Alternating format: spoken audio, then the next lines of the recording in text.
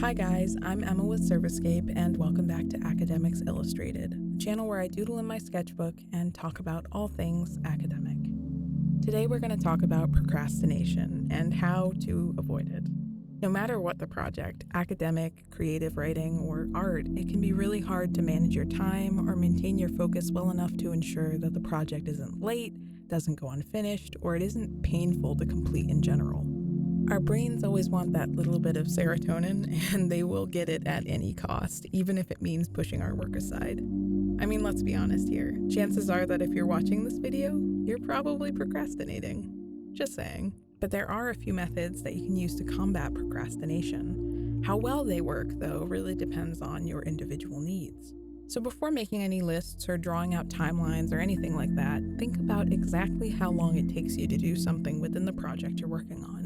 That means observing yourself and noting how long it takes you to find your sources or write your draft or format the citations, whatever part of the essay that you're working on.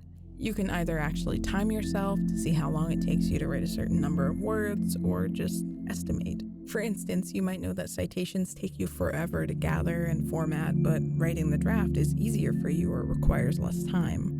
Or maybe writing the draft takes you the longest time while organizing your citations is simple.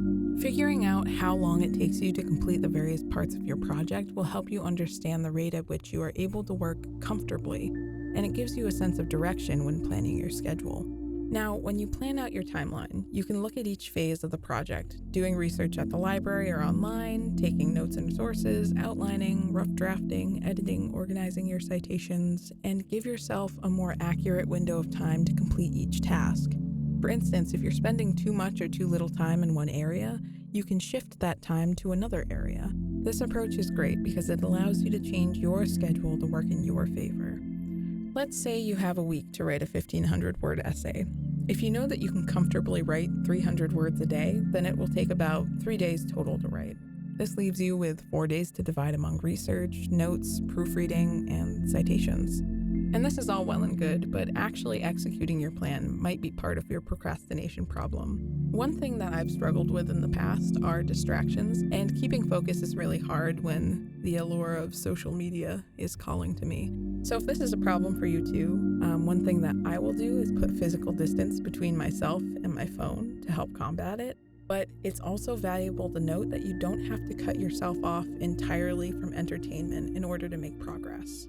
I find that most times it's actually better to take breaks and give yourself space to rest. This doesn't mean neglecting your responsibilities entirely, but rather putting time aside for your free time.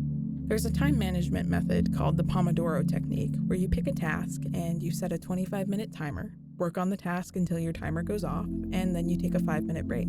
You repeat this 4 times, and then at the end, you take a 15 to 30-minute break. The key to this technique is being very specific about what you're working to achieve within each cycle and sticking to it while keeping in mind that this can be flexible. If you need more time to work, just keep going. If you need more of a break, take it. Just be sure to hold yourself accountable and definitely use a timer if it helps keep you on track. Finally, one of the best ways to tackle a list of things to get done is by practicing the eat the frog method.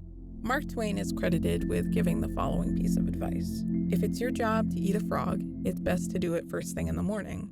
And if it's your job to eat 2 frogs, it's best to eat the biggest one first. Now this may sound unappetizing, it does to me, but the advice rings true.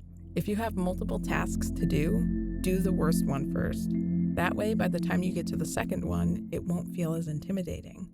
And once you take the first step of choosing which of those bigger tasks to do, you can break it down into smaller, easier pieces for you to tackle, rather than worrying about that big task kind of looming on the horizon. It's really hard to keep focus, and I know that these tips and tricks have helped me, and I hope they're able to help you in some way too. If you liked this video, be sure to like and subscribe to our channel, and feel free to comment on any topic you'd like covered in a future video.